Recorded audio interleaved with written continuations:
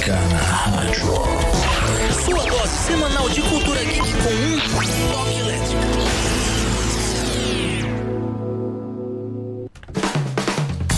É isso aí, queridos paulistanos, nessa cidade tomada pelo corona. São 8 horas e 10 minutos desta segunda-feira à noite. E aqui estamos com Formiga na Rádio, seu programa semanal de cultura geek, em parceria com a Rádio Geek BR. Oi? Ao vivo é mais gostoso, eu tentei levantar a bola. É sempre Perdeu o você seu que faz... chavão. É pro final, na verdade, né? Que fica essa citação sensual. Mas tudo bem, eu só quis fazer você, só quis valorizar aqui. Muito bem. Bom, antes de tudo, previnam-se, cuidem-se, lavem as mãos. Álcool gel. 70%. Tá? 70%. Por favor, gente, façam a sua parte. A gente quer ter um público para quem falar. Zumbis não assistem programas de streaming e nem ouvem depois a gente com o programa já. Se a gente já tá num mundo distópico, né? Não vamos fazer o favor de piorá-lo ainda mais. É torná-lo pós-apocalíptico. Né? Exato. Muito bom, exatamente. E falando em distopias, pós-apocalipse, todos esses temas que são tão caros aos quadrinhos, o tema de hoje, na verdade, nós vamos começar um tipo de série, um tipo de programa que eventualmente aqui a gente vai usar, que é uma ideia que nós tivemos, que é por onde começar. Imagina, movimentos, grandes autores, coisas que tenham muitas obras, que muita gente fala muito bem, e às vezes você não sabe por onde começar. Você quer começar a ler, quer começar a assistir e não sabe o que pegar primeiro. Então a gente vai quebrar essa pra vocês.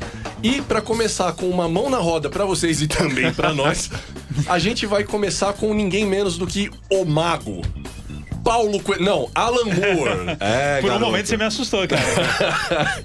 Certo?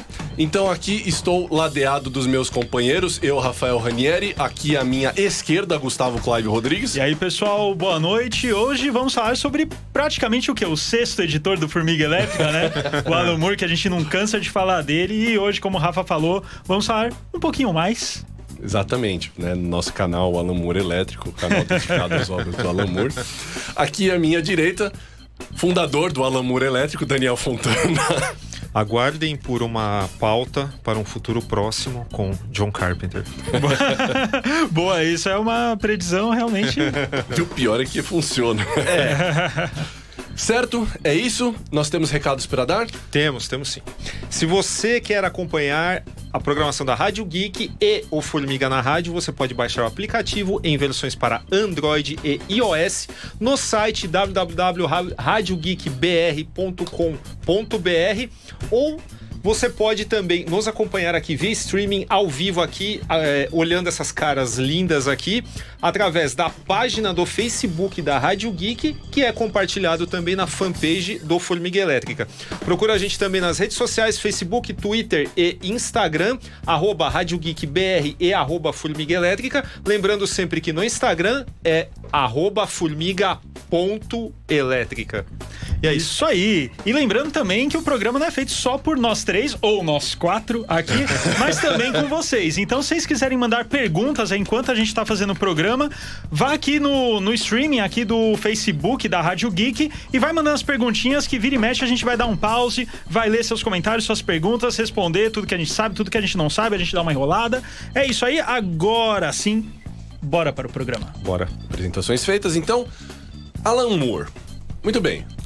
Primeiro, quem é Alan Moore? Vocês que leram a biografia, vocês que se virem.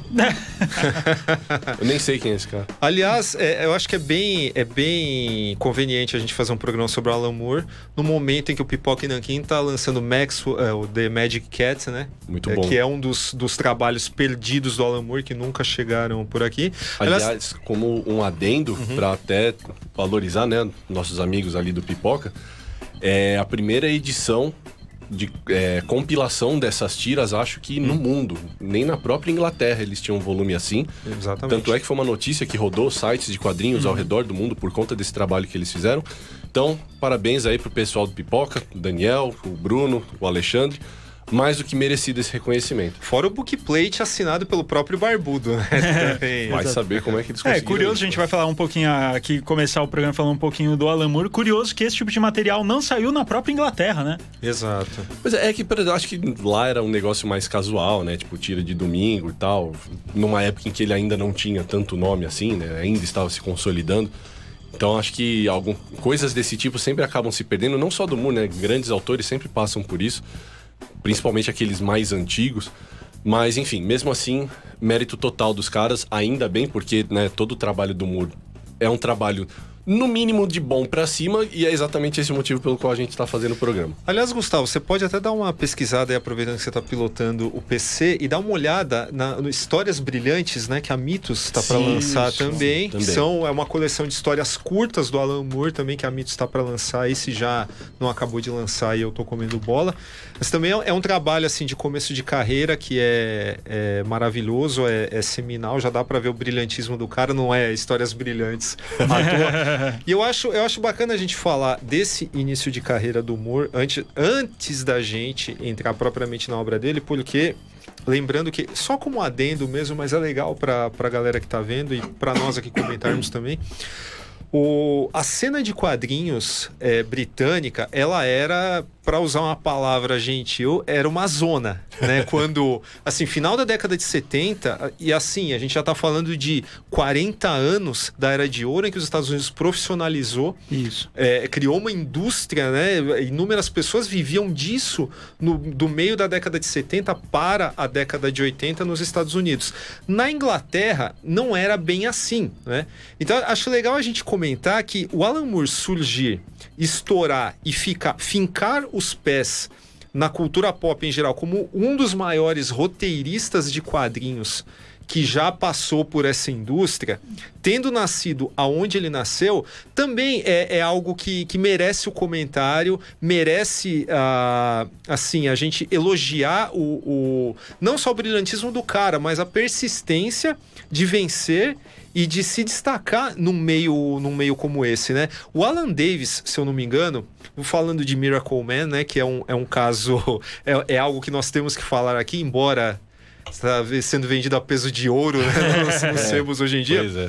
O Alan Davis, ele desenhou Miracle Man tipo, na hora do almoço e quando ele voltava para casa do emprego comum que ele tinha, né? Isso sabe? O Alan Moore já trabalhou em posto de gasolina, pô. Sim, exatamente. Então, bom, só para pegar aquela informação anterior sobre a edição das Histórias Brilhantes da Mitos, ela está em pré-venda, mas aqui a data está para março de 2020, se o coronavírus permitir a logística até lá. Mas então, galera, março de 2020, então aí nas próximas 2 semanas é possível que já esteja aí nas mãos de quem pegar na pré-venda, tudo mais. Nas lojas não sabemos ainda, mas fica aí a dica, com certeza vai valer a pena, porque tudo do Barbudo vale. O cara você tava falando, né, dessa cena, o cara era um pioneiro, mas assim, aquela história, nem sempre todo mundo que é à frente do seu tempo... Ser uma pessoa à frente do seu tempo já implica em você ser uma pessoa com dificuldades de ser reconhecida no seu próprio tempo. E a gente, né, eu faço sempre questão de louvar o trabalho dessa mulher, porque ela teve que peitar muita gente para que esses autores pudessem descer nos Estados Unidos e revolucionar a indústria dos quadrinhos. Mas assim, o Moore, por pioneiro que fosse, ele só se destacou também por conta dos trabalhos da antiga editora da Vertigo, né, a Karen Berger, que foi a grande estimuladora da chamada invasão britânica. Foi um movimento que ocorreu aí na virada dos anos 80 para os 90. Você que curte... Você que tá com a camiseta do Sandman aí vestindo, você que tem Sandman na estante, você que tem coisas do Moore, do Grant Morrison e tal, essa mulher poderia até... Não tem lá as mulheres cientistas, tal, que fizeram história? Essa mulher fez história. Sim. Muita história nos quadrinhos, né? Talvez, assim, entre os editores, né, de destaque da história dos quadrinhos, acho que a Berger, ela acaba ocupando um posto de maior destaque até de uns caras que a gente tá acostumado a louvar com mais intensidade, né? Tipo um Jim Shooter da vida, né? Uns caras conhecidos, figurões dos fãs de quadrinhos, mas, pô, a Berger foi responsável por não só por uma revolução da própria editora, mas por uma revolução conceitual, intelectual dos quadrinhos. Porque na época, ninguém poderia vislumbrar o que viria a ser a invasão britânica, né? Exato. Se você pega como estava a indústria dos quadrinhos em termos de história mesmo, você não ia falar, pô, ano que vem vai ter histórias desse tipo, falando da invasão britânica. O pessoal nem pensava nisso. Né? Então, mas a gente tem que lembrar que quem abriu essa porteira mesmo, assim, a Karen Berger, ela não chegou e falou, nossa, chamarei britânicos para virem aos Estados Unidos. Não. Um britânico teve que aparecer e estourar e mostrar esse potencial, esse como é que se diz? Esse estofo literário que é natural ao povo britânico, né? Ele só foi descoberto pelo mundo, pela indústria norte-americana por causa do Alan Moore. O Rafael não gosta que eu falo isso, mas não existiria Sandman se não fosse o Alan Moore. Não. O Neil Gaiman teria continuado como repórter da Rolling Stone. Fazendo biografia do Duran Duran, tudo mais. Ele fez. Não tô zoando, não. Não, eu sei que ele fez. Conheço a história dele. Do Duran Duran? Também. Alguns álbuns, inclusive, já foram passados pra frente, fica tranquilo. Mas, cara, sim, assim, quando a gente fala do pioneirismo do Moore, é também por causa disso, porque ele próprio já rompeu padrões, porque, assim, numa época em que você já estava acostumado a ter times criativos, ainda assim havia uma prevalecência dos artistas sobre os escritores, né? A gente sempre fala, por exemplo, para usar um caso epitomático, da figura do Stan Lee e do Jack Kirby. Cara, o Stan Lee foi o primeiro roteirista, assim, exclusivamente roteirista, a se destacar no mercado dos quadrinhos como um todo. Mas, mesmo assim, não é porque ele era um bom roteirista, é porque ele ocupava 25 outras funções na Marvel, inclusive como a cara da Marvel. Então não era porque a qualidade dos roteiros dele era de excelência. Curiosamente, ele quase sempre era elegido funcionário do mês, né? Por ele mesmo, né? Exato. Troféu imprensa. O Moore não teve isso. O Moore teve que se destacar única e exclusivamente por causa do seu talento, por causa da sua verve, e foi isso que ele fez. E, desde moleque o cara já tinha, como você, pra usar a expressão que você usou, um estofo literário que é, assim, pra usar um eufemismo, diferenciado. O cara que tinha inúmeras referências que iam desde a história da literatura clássica inglesa até movimentos de ficção científica B contemporânea vinda de todos os cantos, tanto da Europa quanto dos Estados Unidos. Só um cara com essa capacidade intelectual ia conseguir usar o tipo de referência que ele usa nas obras dele, e que é uma obra no geral, assim, as boas obras, as que a gente gostaria de mencionar aqui enquanto o programa durar, porque afinal de contas é um por onde começar. Então, apesar de a gente ter mencionado, né, coisas tipo Histórias Brilhantes, o Maxwell, que vão ser lançamentos, e como eu falei do Maxwell, é uma coisa inédita no mundo todo, a compilação, vale a pena você dar uma olhada depois que você já tiver visto um monte de outras coisas dele que são mais importantes, até porque a gente precisa ajudar aí o amiguinho Jagunço que trabalha, que sua pra ganhar o seu rico dinheirinho, e não dá pra ficar gastando 100 conto em qualquer quadrinho, entendeu? Então... Inclusive, nós nem chegamos a conversar previamente pra saber o que cada um acha que como se deve começar, até mesmo porque não vai ter uma receita de bolo certinha. Mas eu penso, você falando isso, quando você pega o começo, né, da carreira do Moore, principalmente na Eita, que tosse foi essa, rapaz? Principalmente lá na Inglaterra, na revista 2000 AD, quando ele escrevia aquelas histórias curtas de poucas páginas, eu não diria, por mais que cronologicamente isso daí viria antes de um Watchmen da vida, eu não falaria pra pessoa começar por ali, por exemplo. Eu falaria pra ela começar por outras histórias e depois ir atrás dessas primeiras, porque ali ela vai olhar e vai falar: que safado, aquilo lá que eu achei que era tão original nessas outras histórias, o cara já começou a trabalhar aí. É claro, de uma outra maneira, porque eram histórias mais curtas, ele tinha que usar a criatividade dele com apoio também de grandes ilustradores para enxutar todas aquelas ideias mirabolantes. Mas vamos começar de fato agora a lista? Vamos. Antes de começar com o que as pessoas poderiam começar a ler Alan Moore, eu gostaria de saber de vocês. Qual foi a sua primeira obra do Alan Moore, Daniel? Rafa, qual foi a sua primeira obra do Alan Moore? Quer que eu responda primeiro? Vá, por favor. Monstro do Pântano. No formatinho da Abril. Talvez não o melhor formato da vida. Então, e era engraçado porque é um dos poucos casos que todo mundo reclama muito de história, algumas fases famosas da invasão britânica em que os artistas talvez não fizessem jus ao brilhantismo do texto, né? Felizmente, o Monstro do Pântano é uma exceção, né? Ele é algo que para uma criança que, sabe, estava acostumada, no meu caso, né, acostumado com super-heróis e tal, pegar aquilo e falar, nossa, meu, que coisa rebuscada, suja e tal. Mas aí depois que eu fui entender, eu falei, isso aqui tá num mix de super-herói, mas isso aqui é terror. Isso aqui não é uma história de super-heróis. Então, beleza. Cara, aquilo pra mim me fez prestar atenção nesse nome, Alan Moore. Até porque a Abril, ela tinha a mania de, sei lá, aparecer algum evento de muito destaque. A publicação, ela não permitia você explicar muito o que você tinha. Evidentemente, você não tinha internet fácil ali pra pesquisar as coisas, mas eles colocavam, sei lá, saiba quem é Alan Moore, né? E quantos anos, cara, eu ficava vendo aquele nome, Alan Moore lá, e eu não fazia a menor ideia que era um cara de 2 metros de altura com aquela puta barbona e tal. Monstro do Pântano, pra mim, foi marcante, e assim, foi meu primeiro contato com Alan Moore e tal. Legal. Rafa? Cara, você sabe que... Você vai lembrar, né? Eu sou de 85, então eu comecei a ler quadrinhos ali no começo dos anos 90. Na metade dos anos 90 pra frente, houve um hiato de publicações do Moore. Houve alguns anos em que não se republicaram coisas dele. Então acabou que o meu primeiro contato com a obra do Moore mesmo foram aqueles volumes da ópera gráfica do V de Vingança. Tá. Da Via Lettera. Via Lettera, obrigado. Pensei na ópera gráfica, que eu emprestei os livros da magia da ópera gráfica para um amigo hoje. Da Via Lettera, exatamente. Foi o primeiro contato que eu tive com a obra do Moore, que foi justamente uma época que eu tava me aventurando a pegar quadrinhos que não fossem de super-herói, muito inspirado pelo Sandman do Gaiman, né? E acabei entrando em contato com V de Vingança. É lógico que explodiu a minha cabeça pensar que você podia ter quadrinhos que não fossem de super-herói, em que pese que Eita, a gente tá com problemas técnicos aqui. Em que pese que a figura do Guy Fawkes tem ali o seu quê meio de justiceiro, meio de vingador e tal.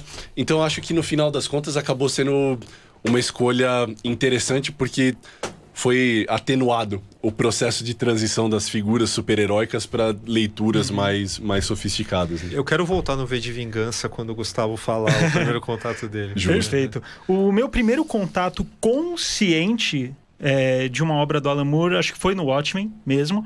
Consciente porque, enfim, eu comecei a ler quadrinhos super-herói, quer dizer, Turma da Mônica, né? Daí depois você vai pra super-herói e tal, acho que como qualquer um de nós aqui. E daí, depois que eu comecei a ler as coisas super-herói e tal, daí eu já tava ficando meio de saco cheio daquilo ali. Aí um amigo meu, nem vou lembrar qual amigo, só sei que teve algum amigo meu que me recomendou o Watchmen. Peguei, li, aí, gostei, assim, aí depois eu fui cavucar mais, entender mais. Eu era bem jovem quando eu li. Era edição da Via Lettera, inclusive, já citada aqui, aquelas em 4 edições, né?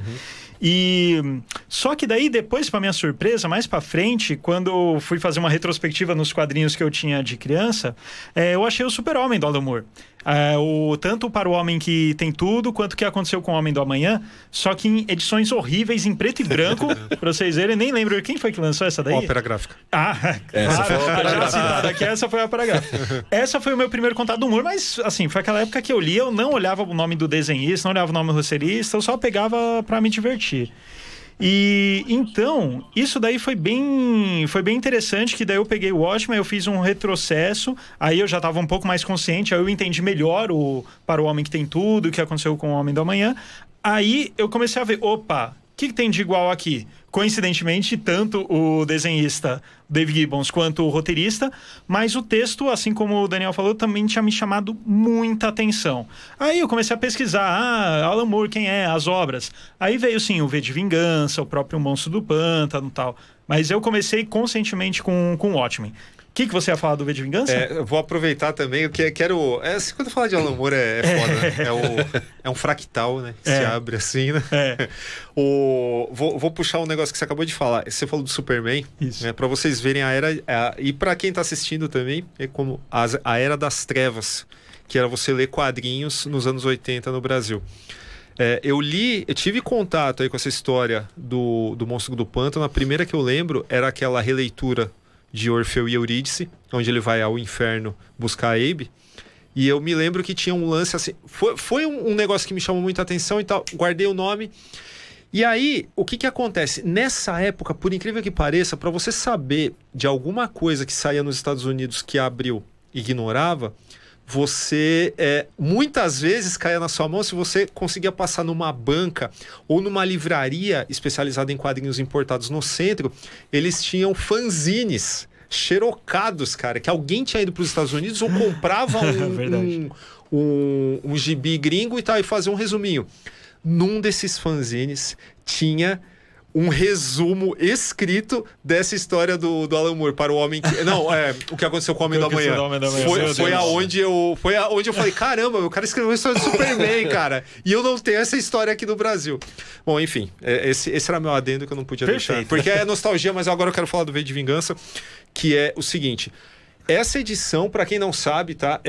É mais do que recomendável, tá? Se você não leu V de Vingança, tal, deve ler, né? Principalmente em tempos como os nossos agora, né? Principalmente depois das manifestações que todo mundo via a máscara do Guy Fawkes e falava, olha ali a máscara do Anonymous e tal, né? Enfim, curiosamente, a versão da Via Lettera, ela é mais correta do que a colorizada norte-americana, né? Porque ela se mantém fiel ao conceito original da história, que era fazer um visual preto e branco chapado, em contraste com os personagens que, nas suas zonas morais, não tinham branco e preto, né? Tinham zonas cinzentas, né? Exato. Bom, depois desta bela frase do nosso amigo Daniel, vamos colocar aqui a participação do pessoal que está assistindo. Lá no comecinho do programa, quando a gente estava dando a introdução, o Matheus Loretti deu um oi aqui pra gente. Fala, galera, aqui tá mais pra contágio do Steven Soderbergh. Né? Realmente, esperamos que não seja essa adaptação do mundo real não seja tão fiel, né? A obra original. Ou Epidemia com o Dustin Hoffman. É verdade. Nossa, não, o mundo com o Dustin Hoffman nesse ponto da carreira. Tem Quarentena também, né? Aquele filme. Também. Refilmagem do REC. Misericórdia. Anderson de Oliveira Lara, outro de nossos apoiadores, abração, Anderson. Ele fala, se John Carpenter fosse escritor, seria o segundo da lista. Cara, não precisa nem ser escritor, cara. Ele já é o segundo da lista. Vai ser o segundo. Ponto. Alessandra Xixa, esposa do Daniel aí, manda um boa noite aqui pro Formigueiro. Boa noite. Ótimo programa de hoje. Alan Moore com álcool em gel. É isso aí, lembrando, 70%. Gustavo Barbosa, também nosso apoiador. Fala, galera. Cheguei agora acompanhando o ótimo trabalho de vocês. Abração, Gustavo. Tamo junto. A Alessandra Xixa, ela comenta, agora já chegando mais na parte atual do programa, ela fala que o primeiro contato dela também foi com V de Vingança. A Gisele Granadier Allende. Oi, Gisele, seja bem-vinda. Que é a esposa do nosso apoiador Fábio Allende. Seja muito bem-vinda, então. Manda um abraço pro Fabião aí. Ela fala, Superpowers 21 para o homem que tem tudo. Olha exatamente. Muito bom. Muito bem. A Alessandra tá dando um recado pro Rafael. Rafael, cuida dessa tosse. Você tá fazendo igual o Batman? Tô fazendo... O cara vai na mão, ó, tá todo errado. Passa o alquinho aí já agora. O vidro tá até embaçado aqui já. Tá com gotas assim, dá pra fazer a mão do Titanic, né? Último comentário aqui, o Matheus Loretti falando que a primeira dele com o Alan Moore... Pausa drama. A primeira com Alan Moore foi com a HQ Watchmen, muito por conta do filme. Aí ele descobriu que o V de Vingança também foi dele, aí ele foi atrás, e depois Super-Homem.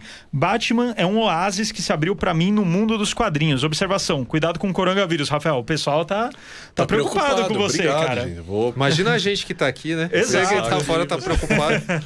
Então, bom, vou continuar aqui, só vou passar um pouquinho já nas minhas mãos. Vou passar na minha cara. Muito bom.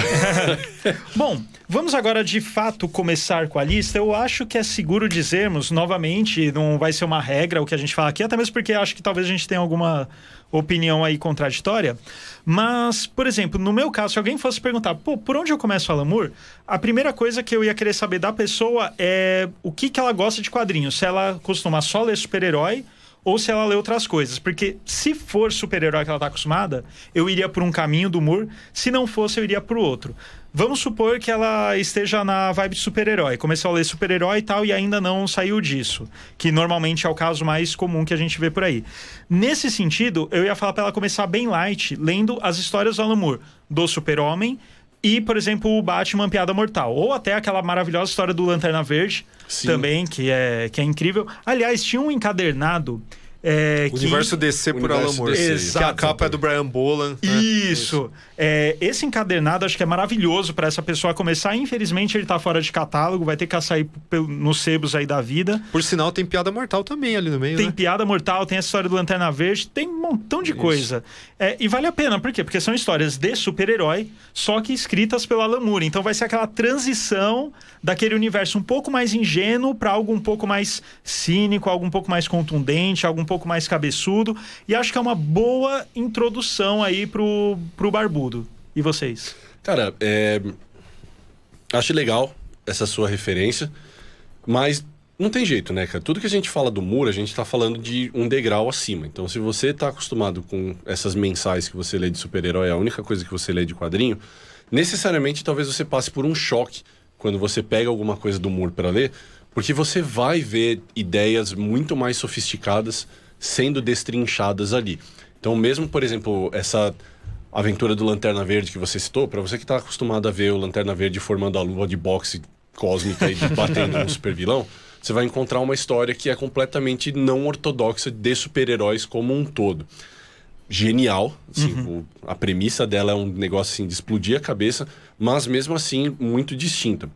Então, assim, no geral, embora eu concorde muito com a sua reflexão, acho que no geral eu diria para a pessoa já partir sim pro que ele tem de melhor, pro que ele tem de mais importante, que é o Watchmen.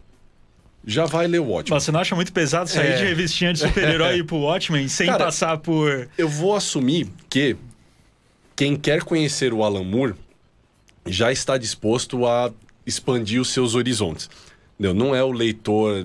Esses dias eu tava vendo um negócio assim em Facebook, sujeito me comparando, sabe, esses mangá shonen, dizendo que Evangelion era um negócio chato porque a parte de luta de robô gigante, que era o mais interessante, durava muito pouco e que tinha muito mimimi de um moleque chorão. Então, assim... Isso a segunda parte é verdade. Isso aí o Gustavo ia falar também. Eu não falei da parte do robô, mas essa segunda parte é total verdade. Então, assim, a pessoa que comenta um negócio desses, sem o escopo intelectual que eu sei que o colega aqui tem, a pessoa não vai tá interessada em... Ela vai pegar o V de Vingança e vai achar que é um panfleto ideológico, ela vai pegar essas histórias que o Alan Moore escreveu desse volume aí, o Universo DC, e vai achar a história do Lanterna Verde chata, porque não tem raiozinho e tiro no espaço. Então, assim... Então, mas assim, parando pra pensar nesse sentido, por exemplo, é que é claro, vai ser complicado porque nós temos que fazer aqui um mega exercício de alguém que é totalmente virgem de Alan Moore, e é difícil, Existe, né? Será? Existe, mas alguém que nunca ouviu falar e fala, porra, eu não sei que isso aqui é do cara. É por isso que eu já iria direto no V de Vingança, porque não é... Tem o seu lado super-heróico, mas é sutil, né? Então, mas nesse sentido, por que eu falo que é interessante a pessoa começar pelas histórias que o Alan Moore escreveu na DC com esses personagens mais recorrentes? Porque é a transição de uma história de super-herói para uma coisa mais conceitual. Então, quando o Alan Moore pega, por exemplo, as histórias do Super-Homem, principalmente quando a gente fala para o Homem que Tem Tudo e o que aconteceu com o Homem do Amanhã, essas histórias, ele trabalha muito com o conceito do super-homem, arquétipo de heroísmo. Ele até cogita trabalhar, não dá tempo na revista, mas ele trabalha até um pouquinho como... Um pouquinho não, ele... evidentemente faz um crepúsculo de um grande super-herói, no caso do que aconteceu com o Homem do Amanhã, o Super-Homem. Então, é como se fosse uma pá de cal, assim, você lê o Super-Homem, por exemplo, você leu aquelas historinhas e tal, aí o Alan Moore meio que fecha, ok, você leu aquelas historinhas ingênuas e tal, agora, ó, fechamos isso, já dando um outro step, e agora vamos passar, por exemplo, para o Watchmen, que é de fato a desconstrução desses arquétipos. Porque eu acho que se a pessoa é uma total desavisada e pula de um universo super-herói direto para um Watchmen, eu acho que ela corre o risco de considerar o Watchmen uma história, por exemplo, a estilo Image Comics, que a gente chega aqui, ela vai olhar talvez só uma camada, só aquela coisa mais violenta, realista, mas não vai ver que por baixo daquilo é uma história sobre conceitos sendo desconstruídos, né? Mas acho que esse é um risco que inevitavelmente se corre, né? Porque mesmo essas histórias, por exemplo, que você mencionou, que estão nesse volume do Universo DC, elas dependem de uma sensibilidade prévia do leitor. Do cara pegar uma história, por exemplo, do Super-Homem, que é, para todos os efeitos, principalmente para o público contemporâneo, que a gente sabe que tem muitas dificuldades de entender o que esse personagem significa, porque a gente vive numa era de tremendo individualismo e cinismo, e ele é um personagem de moralidade absoluta, etc., o melhor que a gente pode oferecer e tudo mais. E quando o Moore trabalha o Superman, ele trabalha nesse sentido, como um arquétipo daquilo que os super-heróis têm a oferecer de melhor. O cara que já não tem essa sensibilidade, lendo os quadrinhos como ele os conhece hoje, dificilmente ele vai perceber isso. E acho que, inclusive, com o Watchmen, vendo a desconstrução deliberada que o Moore faz desse arquétipo dos super-heróis, talvez isso o leve a um despertar para entender o que existe de banal. Você é muito otimista, cara. A história prova o contrário. Hoje não mais.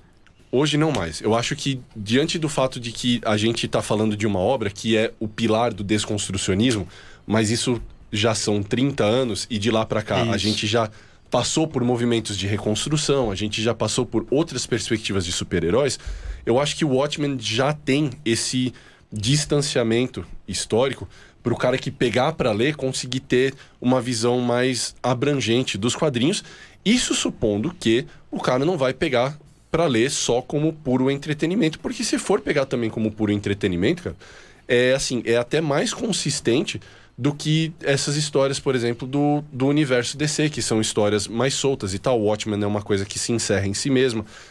A gente vê no perfil do público leitor de quadrinhos hoje essa preferência por volumes e arcos fechados, e isso o Watchmen oferece, o que pode, inclusive, ser um estímulo para esse leitor buscar outros arcos fechados, como o V de Vingança também, ou outros arcos do próprio autor, Liga Extraordinária, que, enfim, eu acho que talvez nem precisasse ser mencionado aqui entre obras essenciais, mas, enfim, se for da preferência desse leitor mais casual, mais despreocupado, eu acho que o Watchmen serve como uma ótima referência para tipos distintos de leitores, tanto o casual, quanto o cara que quer expandir os seus horizontes dos quadrinhos, quanto alguém que não é leitor de quadrinhos, que nem deseja ser, mas que busca uma leitura sofisticada.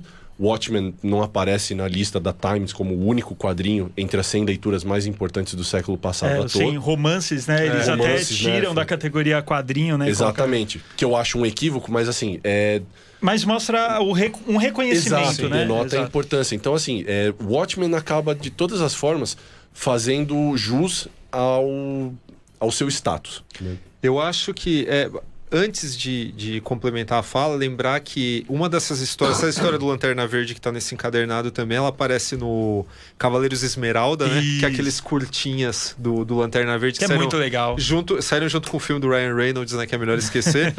E, assim, pra quem achou aquilo lá o máximo, né? É a história do Alan Moore, né? Assim como o episódio da Liga Sem Limites, né? Que tem Para o Homem que Tem Tudo. Mas, enfim, quando eu tava vindo pra cá, eu tava imaginando que... Eu não imaginava que a conversa ia tomar esses rumos, né? Porque eu achei que a gente ia falar, do Alan Moore, leia isso, porque se você quer ser fã do Alan Moore, você tem que ler isso. Mas aí o Gustavo, acendeu uma luz vermelha na minha cabeça, porque ele falou assim, mas vamos supor que o cara, sabe, pensando em perfis diferentes, né? E aí você me fez pensar um negócio legal. Por exemplo, vamos supor que, sei lá, meu pai tivesse vivo e saísse agora o selo ABC, Tom Strong, por exemplo. Isso é uma coisa que eu daria pro meu pai ler, entendeu? E isso também não abre mão da qualidade, ou melhor, o Alan Moore não abriu mão da qualidade para fazer uma história de apelo mais popular, né? Ali você tem diversas referências, diversas coisas assim muito legais para quem gostaria de ir atrás de uma ficção científica mais rebuscada, só que o que manda ali é a aventura. Então aquilo, sabe, vários títulos da ABC... eles dialogam, acho que com uma fatia muito maior de leitores que o Watchmen, por exemplo. Mas eu concordo com o Rafael que se alguém vier perguntar de Alan Moore pra mim, eu vou falar, cara, é V de Vingança e o Watchmen, porque são assim, coisas fulgurantes. Se você não entender na primeira vez, cara, leia de novo, entendeu? Vai pesquisar o que tem por trás, né? Com certeza, cara. Então, assim, só pra endossar, deixa eu dar uma aceleradinha assim pra não perder outras referências, mas assim, essencial, assim, sabe, fazer que nem aqueles sites ruins, aqueles youtubers ruins que adoram fazer aqueles tiers, né, aquelas listinhas. Cara, se for pra gente fazer tipo um Tier 1, sabe? Um Tier 1, tem que estar lá o Watchmen e V de Vingança. É o básico do básico do básico. E Monstro do Pântano. Acho que todo mundo concorda com isso. Acho que pra começar é bom. Eu ainda acho que começar com os personagens clássicos da DC, por exemplo, acho que seria o melhor. Até mesmo Piada Mortal, você pode dar pra pessoa sem ela ter referência nenhuma de muro, ela consegue ler numa boa. Acho que é até mais tranquilo que o Super-Homem. Acho que o Super-Homem exige essa sensibilidade maior que você falou, porque é muito mais conceitual. Piada Mortal é incrível, só que você consegue tirar muita substância da história. Sim, o Super-Homem dialoga com a sua noção de arquétipo, né? O Super-Homem é para um leitor de quadrinhos mais maduro. O Piada Mortal eu posso dar para minha esposa para ela ler e ela conseguiria ler tranquilo. Quer dizer que sua esposa é imatura. Não, em termos de quadrinho, ela leu bastante X-Men. Beijo, Tabata. Ela leu bastante X-Men e tal, mas ela não é tão chegada, não. Mas eu colocaria, cara, o Piada Mortal num segundo tier aí, junto com o Monstro do Pântano, sim. Eu acho que já existe um degrauzinho de diferença entre eles e o Watchmen e o V de Vingança, mas acho que eles viriam logo atrás. E colocaria o Superman ali por conta dessa exigência. Não, aqui não tô distinguindo qualidade, tá, gente? Porque é o que a gente falou lá atrás. Tudo que o Moore faz é no mínimo bom, sim. Você não vai perder seu tempo.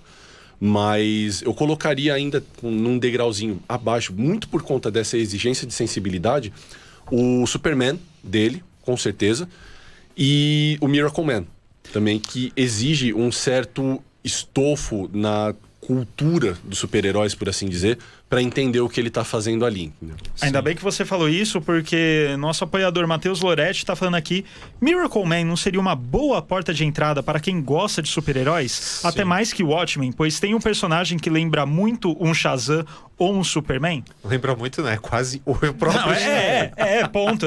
Mas, cara, é que, assim, se você não entende muito bem o que o Moore tá fazendo ali com o Miracle Man, por exemplo, se alguém pega um primeiro volume, deixa eu ver como é que vai ser isso aí. Cara, o primeiro volume, se você parar pra pensar, não é diferente das tentativas, por exemplo, de desconstrução que um Mark Millar faz da vida com os seus super-heróis. O Miracle Man é um negócio que vai se desenvolvendo aos poucos, porque ele pressupõe que você já tem uma certa cultura de super-heróis para entender. Por exemplo, você falou do Shazam, a gente acabou de falar do Superman. O Miracle Man dele é um apanhado de conceitos e metáforas e alegorias do universo dos super-heróis e a sua subversão deles. Então, se você não tem muito essa referência, como também, por exemplo, o Superman dele, que pressupõe que você entenda muito da trajetória do Superman e o que ele significa para os quadrinhos e para os leitores através da história, tanto da Era de Ouro quanto da Era de Prata, você acaba perdendo muita coisa. Não são obras necessariamente autossuficientes, como são, por exemplo, o Watchmen e V de Vingança. Mas o Watchmen também tem uma carga ali que é aquele negócio, ficar só no superficial, aí fica uma história de detetive / super-herói com uma conspiração com ficção científica e o brilhantismo, pra nós, a gente já concorda que o brilhantismo de Watchmen não tá aí, né? Isso, tá exato. Abaixo. Mas ainda assim, pra usar a expressão, né, que você falou agora há pouco da Times, ainda assim é um romance muito instigante, mesmo sem você acessar essa camada. Assim, o Watchmen é tão brilhante porque ele é multifuncional, né? Qualquer que seja a leitura que você extrai dali, ele vai ser uma obra muito instigante e não existe esse espectro tão abrangente, por exemplo, com o Superman ou com o Miracle Man. Então eu já colocaria eles aí um degrauzinho abaixo. A gente passou direto pelo Monstro do Pântano, mas o Monstro do Pântano, por exemplo, é um bagulho que é bastante autossuficiente. Apesar dele dar suas pinceladas no universo DC, né? Por exemplo, aquele primeiro volume que acabou de ser publicado... Acabou não, já tem uns anos que foi publicado pela Panini. Tem. Eu não sei se ele... ia sair de novo com papel melhor, capa dura e tal. Mas já tem alguns anos... Vira e mexe e sai. Mas não é tão difícil de encontrar em sebo, tá? Logo no primeiro volume, você tem a presença da Liga da Justiça, levando uma lambada lá do Homem Florônico e tudo mais. Mas assim, você não precisa de conhecimento daquilo, porque, pelo amor de Deus, se você lê quadrinhos, você sabe quem é a Liga da Justiça. Agora, cara, você acabou de falar uma coisa que eu acho importante a gente falar aqui, que é uma coisa que já está subentendida, mas só para deixar mais claro, e a gente pode até brincar em cima disso. Como você falou, tudo do Moore é de bom para cima, né? Ele é o aluno que quando ele não quer fazer nada, ele tira 8, sabe? 8,5. Agora, você falou legal do Monstro do Pântano, que ela é uma história autossuficiente? Mas assim como ela e todas as outras, se você pegar e ler sem compromisso, você vai curtir porque é legal. Agora, se tiver aquele compromisso, principalmente uma bagagem, cara, aí a história ela ganha camadas, é o fractal. O Moore trabalha com isso, a gente cita isso. O próprio Monstro do Pântano que você falou, quando você pega aquele primeiro segmento lá, uma lição de anatomia, que eu já falei aqui, né, aquela referência do Otto Preminger e tal, você pega ele fechando o arco daquele personagem, de tudo que foi feito antes, iniciando algo novo e trabalhando com vários conceitos em cima. E assim, quando você é já um pouco mais letrado, não só apenas em literatura, em quadrinhos, mas até em ciências, aqui quando eu falo do Monstro do Pântano, a história cresce em uma magnitude que assim, é de você fechar o quadrinho depois de terminar de ler, você para, olha pra cima, eu vou precisar ler de novo isso aqui. Você abre de novo, o Moore, ele tem esse tipo de poder, né? Tem, cara, e é por isso que, inclusive, vocês vão perceber que a gente já tá chegando aqui na última etapa do programa, e a gente ainda não falou de, inclusive, outras obras que chegaram a virar filme dele, né, que atraíram grande atenção do público. Como, por exemplo, pessoal do Formiga, vocês não vão colocar aí nessa lista de essenciais para você ler o Liga Extraordinária, o Do Inferno, o Prometeia, que Nossa, não virou... cara, Do Inferno eu ia falar pra ser quase uma das últimas, cara. Pois é exatamente e isso. a minha favorita do Moore por causa disso. Pois é. É sério.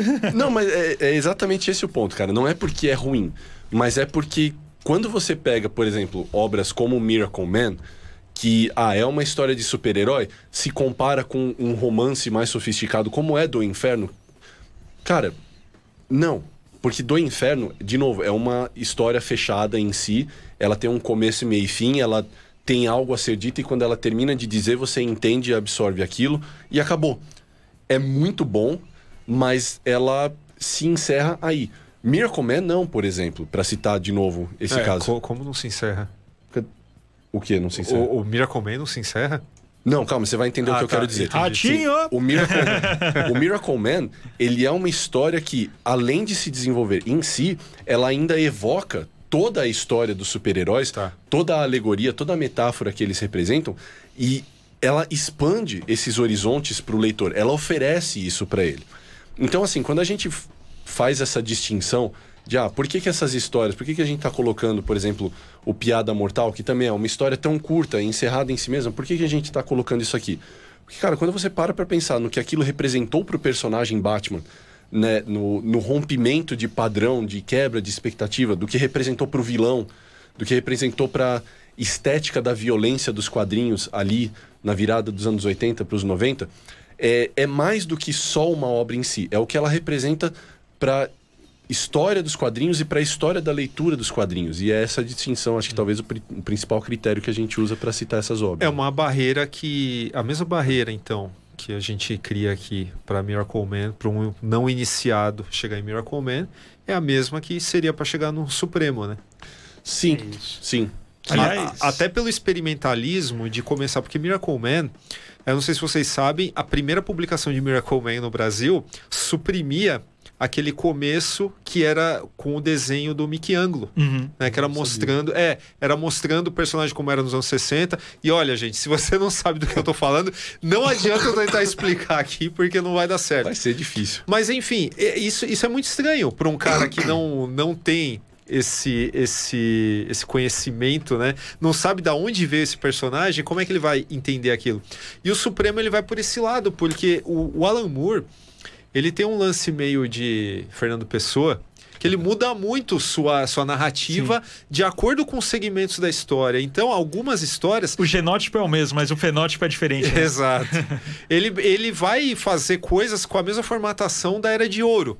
E aí, um desavisado vai olhar aquilo e vai falar, esse cara aqui tá datado, entendeu?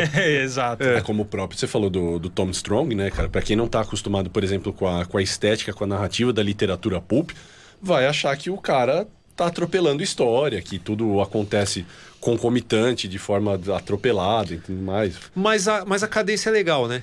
Então, para quem tá interessado nesse tipo de estética e narrativa, você consegue acessar aquilo bem. Pro leitor mais casual, que não tá esperando isso, pode rolar um choque um pouco mais intenso. Cara, ainda bem que vocês falaram isso, essa questão texto e arte, né? na parte do Moore. Texto, arte, cadência narrativa, tudo. Porque, assim, o Alan Moore, ele, infelizmente, é um dos poucos autores que pensam a história para o seu formato final. No caso, os quadrinhos. Porque tá cheio de roteirista aí que faz uma história, literalmente uma história, né? Abre aspas, fecha aspas. Manda, o cara vai desenhar a história, que é muito diferente de você fazer um quadrinho, né? O Alan Moore, ele pensa no formato. Então, quando o Daniel fala dessa questão da Era de Ouro, é tudo. O Watchmen, aquele formato do Watchmen, dos 9 quadros, tal, essencialmente, né, aqueles 9 quadros, aquele tipo de narrativa, tal, é porque ele quer também contar a história através desse formato. Isso é super importante. Quando a gente passa a entender isso no Alan Moore, aí o negócio muda. Porque, por exemplo, se você pega o próprio do Inferno, que a gente citou aqui, se você sai na rua e dá para algum desavisado e fala, olha esse quadrinho que legal, o cara vai olhar e vai achar que é um montão de rabisco, né? E quando você olha aquilo, você fala, caramba, cara, isso aqui faz sentido, essa arte desse jeito faz sentido. Isso infelizmente não acontece em todas as obras do Moore, porque, por exemplo, quando você pega o caso, o Neonomicon e o Providence da vida, com a arte do Jensen Burroughs, que eu não sou muito fã, principalmente nessas histórias, eu acho que um Ed Campbell combinaria muito mais, por exemplo. Mas, enfim, isso aí são outras... Mesmo coisas assim, por exemplo, choques futuristas, cara, você consegue pensar em 1 milhão de artistas que podiam cair melhor ali. Cara, choques futuristas é até bom você falar. Eu tinha falado um pouquinho antes no programa essa questão da divisão. O cara que gosta de quadrinho super-herói e o cara que não, ou lê outra coisa de quadrinho, ou simplesmente não é de quadrinho e gostaria de começar. Aí, as histórias curtas do Alan Moore no 2000 AD, por exemplo, eu já acho que são uma boa porta de entrada. Porque são curtas do Alan Moore, né, praticamente. Que cada historinha vai usar um pedacinho do conceito que o Alan Moore usa nessas grandes obras. Então seria bem interessante. Para quem não curte super-herói ou, enfim, não começou com super-herói, essa sim é uma boa porta de entrada. Para daí poder descambar, por exemplo, até no caso que a gente já citou aqui, um do Inferno, na vida, tal, porque tem muita coisa que ele trabalhou anteriormente na 2000 AD que ele usa do Inferno. O Watchmen nem se fala, né? E as próprias histórias da DC. Quando a gente falou aqui das histórias da DC, nossa, essa coisa da Lanterna Verde é muito legal, nossa, a coisa do Super-Homem é super legal, tal. Quando você vai ver as historinhas curtas dele na 2000 AD, tá tudo lá. Sim. Só que não plágio, né? Plágio do autor por ele mesmo, tipo, enfim, Warren Ellis, que a gente até comentou em off. Não isso, mas assim, é mais conceitual, né? Então, conceitual de quarta dimensão, tá, você vê que ele já foi isso aí que você falou, né? Do pessoal da invasão britânica. Acho que o que os define, acima de tudo, é que eles são os caras mais populares entre os... Porque eles não foi que eles criaram isso, mas assim, eles são os roteiristas mais populares a entender a forma como linguagem, né? Principalmente a trinca maior dessa invasão britânica, que é o Moore, o Gaiman e o Morrison. Mas... realmente, cara, essa coisa dos artistas que você mencionou, aliás, uma coisa que me frustra bastante é que eu acho, minha opinião particular, é que o melhor artista com quem ele trabalhou, com quem o Moore trabalhou, já foi nessa fase posterior da vida dele, que acabou não atingindo completamente seu potencial como narrativa, embora como arte seja incrível, que é o Prometeia, que tem o J.H. Williams III, que é um artista fenomenal, que inclusive também é o único motivo pelo qual vale a pena se ler o Sandman Prelúdio. Eu pensei que você ia falar Prometeia. Então, cara, como arte, como exercício estético, é um desbunde. Mas como narrativa do Moore, se você precisar escolher, porque a gente sabe que o encadernado também, o que saiu é uma bica. Sim, você não vai... Se você tem que escolher, você não vai gastar dinheiro com isso. Você vai voltar lá de novo pro Watchmen e pro V de Vingança. Claro, mas Prometeia é foda. Isso. Sim, exatamente. Bom, participação aqui dos nossos queridos ouvintes e espectadores. A Alessandra fala, sobre o filme V de Vingança, vocês acham que o filme respeita a obra do Alan Moore ou é uma outra mídia, uma outra linguagem? Respeitar não respeita. Não respeita. Basta você ver que quem produziu essa merda foi o Joel Silver, né? Que ele tá muito mais interessado. Joel Silver vindo de Matrix e ele tenta colocar a estética de Matrix em V de Vingança. Todo o pano de fundo super-heróico que a gente comentou aqui, que era sutil, no filme ele é estourado. Tudo que havia de sutil na HQ é escancarado, é escrachado, enfim. Cara, eu já vou, inclusive, já que falta pouquinho tempo, Eu sei que eu posso falar por vocês nesse sentido, então a gente já vai tirar isso da frente. Infelizmente, a gente não tem adaptações para o cinema do Moore que prestem. Um negócio que você vai assistir e fala, nossa, isso realmente honra o material original dos quadrinhos. Não Watchmen, não V de Vingança, não Liga Extraordinária, não do Inferno. Infelizmente, a gente não tem nenhum filme que chegue sequer aos pés do nível de sofisticação intelectual que os quadrinhos oferecem. Então, assim, não adianta perguntar pra gente, porque a gente vai chumbar. Daniel outro dia teve no Fuzuê Nerd, infelizmente eu não pude estar lá, porque eu já tava meio doente.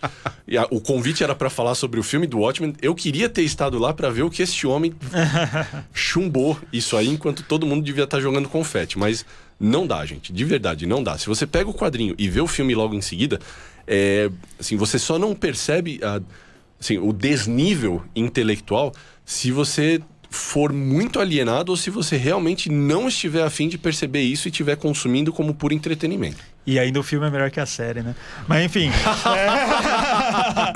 Agora, só completando a segunda parte da pergunta dela, que ela fala, ou é uma outra mídia, uma outra linguagem. Como a gente citou um pouco aqui anteriormente, o Moore, quando ele está escrevendo a história, ele está pensando no formato final dessa história. Tanto os próprios romances dele, como por exemplo A Voz do Fogo, você vê que é um Moore diferente do Moore dos quadrinhos. Por quê? Porque ele sabe que a mídia que ele está trabalhando é outra. Se você pega A Voz do Fogo e falar, vou fazer uma adaptação para quadrinho, por exemplo, não daria certo. E o contrário também é a mesma coisa, fazer um romance de algum quadrinho dele. Então ele pensa toda a narrativa dele, toda a cadeia de eventos nesse formato. Tanto é que é até um exercício interessante pegar principalmente os encadernados do Moore e ver as 3 primeiras páginas do roteiro, né, no final da edição e tal, para ver como ele vai descrevendo os quadros. Ele descreve a movimentação da câmera, entre aspas, só que você entende que aquilo lá não é cinema que ele está querendo dizer. Você entende a cadência que ele quer dar para a história. Então, ele é um autor muito minucioso nesse sentido. Então, isso é bem, bem interessante. O Matheus Loretti, ele comentou aqui do Piada Mortal, que a gente já falou antes. Ele tá falando pra gente falar mal do filme do Inferno e o filme da Liga Extraordinária. Realmente, nossa... Acabamos de pincelar isso. Se a Liga Extraordinária não tem nada a ver com a HQ do Inferno, nossa, pegou o título, né? Não, apesar de que o Liga Extraordinária, cara, toda vez que eu penso naquele raid de borrachona, velho, aquilo me dá uma palpitação. O Matheus Loretti, ele tá comentando uma coisa que o Daniel comentou no começo do programa, que uma boa adaptação do Alan Moore está no episódio da Liga da Justiça que adapta o Para o Homem que Tem Tudo, do Superman. De fato. Que ele achou muito boa, Ok, sim, justo. Válido. E porque foi escrito também para a TV por um autor de quadrinhos, né? Que Exato. é o J.M. DeMeres. Exato. Né? Muito bom. Perde ainda um pouquinho pro quadrinho, porque você não se compadece tanto com o momento do Super-Homem com o filho, né? Ou melhor, do Kal-El com que é mais curto, com o né, filho. cara? Mais curto, tudo. E assim, quando você pega o quadrinho, o legal do formato de quadrinho é que você, como leitor, você cria o seu ritmo, né? E aquele close no olhar do Kal-El, que ele tá chorando, assim, olhando pro filho, falando, filho, desculpa, mas eu acho que você não é real. Você fica naquela página parado um bom tempo, né? Sim. O desenho passa, tal. Então é uma outra dinâmica, assim, mas realmente foi uma boa adaptação, até mesmo porque é uma história curta, então isso facilitou um pouco, É né? a única, então, né? Achamos uma boa adaptação. Achamos uma boa adaptação, exatamente. Aliás, eu gosto de até celebrar o trabalho do Guilherme Briggs, o dublador do Superman nesse episódio, né? Aliás, do Superman como um todo. Que ele consegue transmitir, você falou dessa coisa do sentimento, né? Apesar de ser tão curto, ele consegue transmitir a raiva que ele sente do Mongo, né? Principalmente aquela parte que ele tá que o Mongo tá com o pé na cara dele e ele só fala, queima! E raio laser no filho da puta. Não, e tem várias outras coisas legais do quadrinho. Por exemplo, naquela época, né, você pega a figura do Robin. Quando ele vê o Super-Homem, aquela figura imponente e tal, porque assim, ele tinha o Batman, legal, é o Batman, mas quando ele vê o Super-Homem, no quadrinho você vê um contra-plongé, assim, o Robin lá embaixo, assim, o olhar, né, daquela criança por aquele ícone, né, tal, coisa que na adaptação da série não teve, até mesmo porque os personagens trabalhados eram outros. Enfim, o João Vitor tá comentando aqui que a única coisa boa do filme do Watchmen é a introdução do Bob Dylan. De fato, só que ainda assim não funciona pra quem não é iniciado. Exatamente, era isso que eu ia falar. Muito bom. Pra quem não entende nada, é uma sucessão de cenas, né? Sim. Exato. Mais alguém? Não? Não. Bom, acho que pra finalizar, Eu acho que a gente pode bater o martelo, então, sobre as obras, porque a gente falou de tanta coisa, a gente falou lá dos tierzinhos, mas a gente consegue fechar com aquelas 6 que nós citamos? Tá, o Watchmen, V de Vingança. O Watchmen, V de Vingança, Monstro do Pântano, Sim. Os personagens da DC, o Batman, Super-Homem. Batman, A Piada Mortal, Para o Homem que Tem Tudo e o que aconteceu com o Homem do Amanhã e Miracle Man. Certo? Então, beleza. Esse é Por Onde Começar do Alan Moore, nós aqui do Formiga na Rádio, para vocês. Se vocês precisarem escolher onde gastar o dinheiro de vocês, é com esses volumes. Vá, que vocês não vão se arrepender e vocês vão ter na prateleira de vocês alguns dos maiores cânones da história, das histórias em quadrinhos. Boa, exato. Certo? Agora, para finalizar rapidinho, só falar o título. Se vocês fossem ter que correr de casa porque o coronavírus tá invadindo lá, tá pegando a casa de vocês só tem um encadernado do Moore pra tirar e levar com vocês. Daniel, qual você levaria? Watchmen. Rafael, qual você levaria? Superman. Eu levaria do Inferno. Ponto. Ok. Muito bem. Vamos lá. É isso. Então tá. Gente, esse foi o Formiga na Rádio desta segunda-feira. Fala do Apoia-se, hein? Que a gente tem 1000 programas aqui, a gente não falou do Apoia-se. Muito bem, então, esse foi o Formiga na Rádio, que vai ao ar todas as segundas-feiras, 20 horas, na Rádio Geek BR.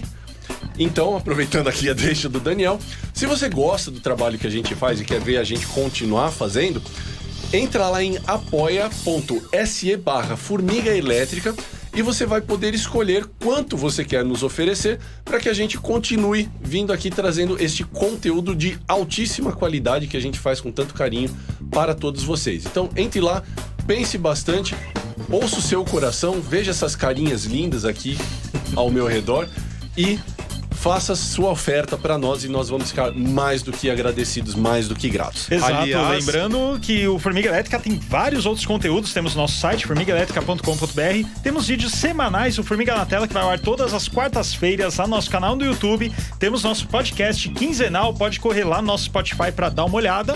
E, Daniel, vamos finalizar. Só pra terminar, né, para fechar, passar a régua no Alan Moore, né? Se você quer uma obra fundamental para entender Alan Moore, é essa daqui, A Vida Extraordinária de Alan Moore. Por sinal, tem uma resenha no Formiga Elétrica, só dá uma olhada lá, formigaelétrica.com.br, joga lá Alan Moore na busca, você vai ver um monte de coisas, né? Mas essa aqui com certeza vai estar ali no topo. Inclusive tem um link para compra desse livro na própria resenha. Se você gostar daquilo que eu escrevi com todo carinho, você pode comprar o livro através da mesma resenha, tá? E claro, no nosso canal do YouTube você também encontra mais um montão de conteúdo sobre o Alan Moore, não é à toa que nós somos o Alan Moore Elétrico. E o podcast Spotify e tal, tem um monte de coisa. Exatamente. Certo? É isso, gente. Muito obrigado. Lembrando que, se você quiser assistir esse programa depois, ele vai estar disponível na página da Rádio Geek BR e também no YouTube, certo? E no aplicativo. E no aplicativo também, que o Daniel mencionou lá no começo, para Android e iOS. Se você quiser buscar a gente nas nossas redes sociais, também já sabe, Formiga Elétrica. E também procura a página da Rádio Geek BR, Rádio Geek BR. E no Instagram, lembrando que nós somos @formiga.elétrica. Certo? É isso. Por favor, sobrevivam até semana que vem. Nós queremos a audiência de vocês. Não morram de corona até lá. É isso. Aquele abraço. É isso aí, Formiga Elétrica, junto com Rádio Geek. Apaixonados pelo que fazem. Oh! E este foi mais